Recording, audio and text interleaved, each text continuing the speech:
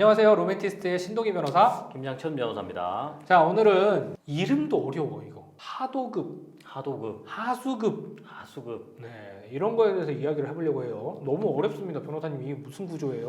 많이 어렵죠. 하도급 말 그대로 한 번 도급을 주는 게 아니고 다시 한 번 더 도급을 준다. 하도급 이렇게 생각하시면 돼요. 그러니까 이렇게 이해하면 될까요? 제가 집을 짓고 싶어요. 그렇죠. 그러면 내가 벽돌을 하나하나 싸서 집 짓긴 너무 힘들어. 못하죠. 그러니까 집 지어주는 업체를 구해야겠다. 종합건설사를 구했어요.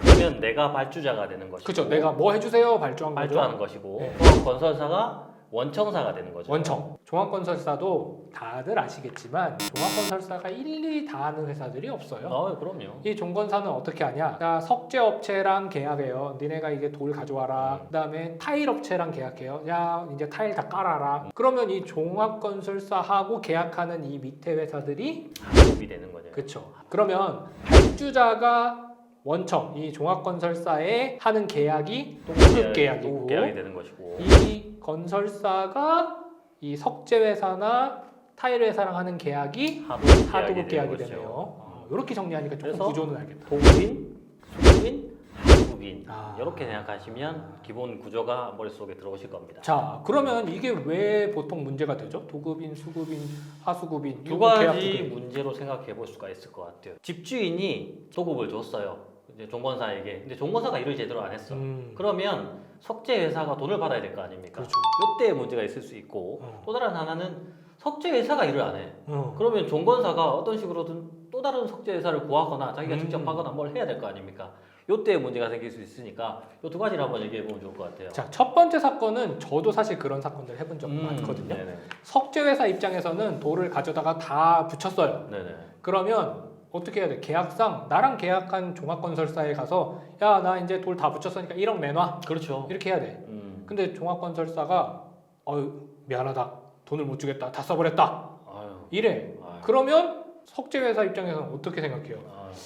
야, 그래. 뭐 어쨌든 돌을 다 붙였고 돈은 받아야겠고 집주인한테 가서 받으면 되겠다. 그렇죠. 근데 집주인한테 가서 돈 주시오 라고 했는데 집주인은 뭐라 그래요? 나 종건사에 돈 다 줬는데? 그러니까. 이러면 어떡해? 그러니까. 그래서 네. 우리 하도급법에는 그 석재회사가 발주자, 집주인한테 가서 직접 청구할 수 있는 직접 청구권을 규정하고 있어요. 종건사가 만약에 뭐 파업을 했거나 지급 정지가 되거나 이렇게 하도급 대금을 지급할 수 없게 됐을 때 요때 집주인한테 직접 청구를 할 수도 있다. 이런 경우가 있을 수 있고 또 다른 하나는 이 세 명이 합의를 해가지고 만약에 중간에 종건사가 지급을 못하게 되면 집주인이 지급해줘야 된다. 이런 합의를 했을 때 뭐 기타 나머지 등등의 경우에도 직접 청구를 할 수 있다. 직접 청구를 하면 이쪽에서 이쪽으로 지급해야 되는 보수 채권이 없어진다라고 규정하고 있습니다. 그래서 실제로 요즘은 이 석재회사 입장에서는 직불계약서 써야겠다. 쓰죠. 집주인하고 직접 내가 종건사한테 일을 받아서 하지만 이 이익은 집주인 당신한테 기속되는 거니까 내가 이 종건사랑 계약한 그 대금만큼 종건사한테 집주인 당신이 지급하지 말고 나한테 직접 지급하시오 라는 직불계약서를 쓰는 경우가 많더라고요. 대부분 그렇게 쓰기는 하는데 직불계약서가 있으면 집주인한테 이제 받을 수 있으니까 나는 안심이다. 이렇게만 생각하고 계시는 경우가 대부분이에요. 맞아요. 거기서 한 단계 더 나아가야 될 필요성이 있는데 뭐냐면 우리나라 판례는 이렇게 말하고 있습니다. 석재회사는 집주인에게 직접 청구를 할 수가 있어요. 하지만 집주인은 종건사가 그 제대로 된 시공을 못한 부실 시공을 했을 거 아닙니까? 부실 시공에 대한 손해배상 채권을 가지고 있어요.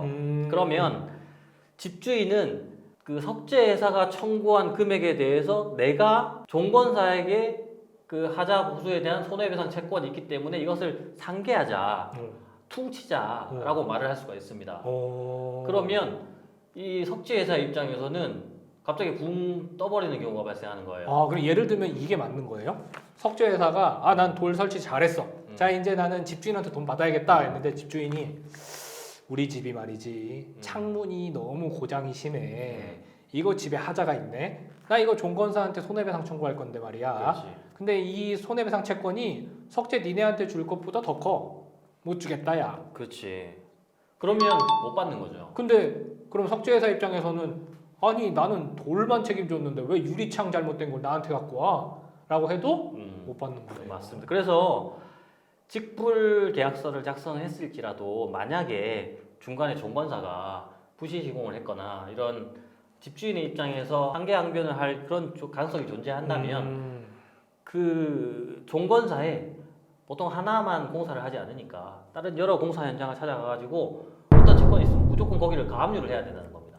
이 실질적으로 일한 석재회사의 입장에서는 직접 청구권을 행사할 수 있는 그런 합의서를 작성하는 것 또한 중요하고, 그리고 두 번째 그 못 받았을 때 이게 만약 과연 부실시공인지 아닌지 여부 확인도 좀 중요한 것 같고, 그 외에는 또 종건사가 또 다른 뭐 공사 현장이 있는지 재산이 있는지 여부에 대해서 확인하는 것도 중요하다. 이번에는 조금 다른 경우예요. 그렇죠. 자, 집주인이 집을 짓고 싶어서 종합건설사를 찾았어요. 그럼 종합건설사 자기가 집을 다 지을 수는 없으니까 석재회사, 유리회사, 뭐 타일회사 다 이렇게 하도급을 줍니다.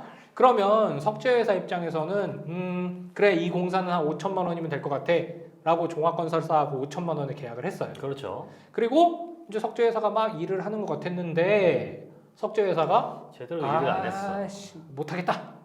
그 나자빠져. 그러면 종건사는 어떻게 해야 돼요? 집주인과의 약속이 있으니까 계약을 마무리 지어야죠. 그러니까 지금 새로운 지어야지. 석재회사를 찾아서라도 그렇지. 진행을 해야 되잖아요. 네네. 그러면 기존 석재회사가 엎어놓은 만큼 좀 돈도 막 더 올라가고 늦어지는 만큼 돈도 더 발생하고 막 이럴 거란 말이죠.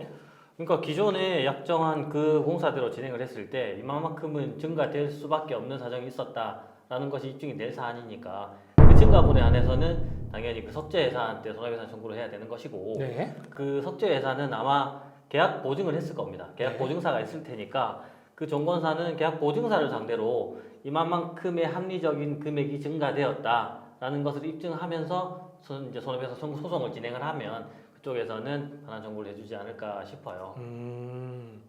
근데 이제 문제는 네. 또 다른 석재회사를 구했는데 그 석재회사가 뭐 설계를 변경한다든지 이런 식으로 해가지고 금액이 올라가는 경우, 네. 이럴 경우에는 그게 인과관계가 있는 손해라고 보기 어렵다고 대부분 판례는 판시하고 있거든요. 그러면 그 부분에 대해서는 이제 청구를 못 하는 거예요. 그래서 그 종건사의 입장에서는 내가 하도급을 준 업체가 수급인이 제대로 업무를 처리하는지, 지금까지 얼마나 업무를 처리했는지, 그리고 만약에 타절이 되었을 때 이것을 손해배상을 얼마나 청구해야 될 것인지 여부를 미리 객관적인 자료를 확보하고 있는 게 중요할 것 같아요.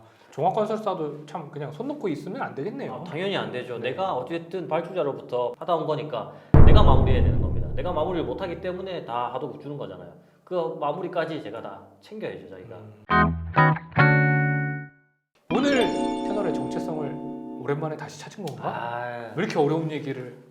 아니죠. 이제 저희가 변호사가 맞았다 아. 라는 사실을 입증해주기 위한 김 변호사는 변호사가 확실합니다. 아니야. 우리 저도 다 변호사가 같이 확실합니다. 변호사다 이렇게 생각하시면 될 것 같아요. 자, 변호사답게 음. 좀 법리적인 이야기를 네. 해봤습니다. 좀 어려운 내용이라 아마 좀 네. 시청하시면서도 뭔 소리야? 굉장히 더 복잡해질 수 있는 내용이었는데 뭐 그나마 좀 쉽게 표현을 하려고 했는데 참 그래도 어려운 것 같아요.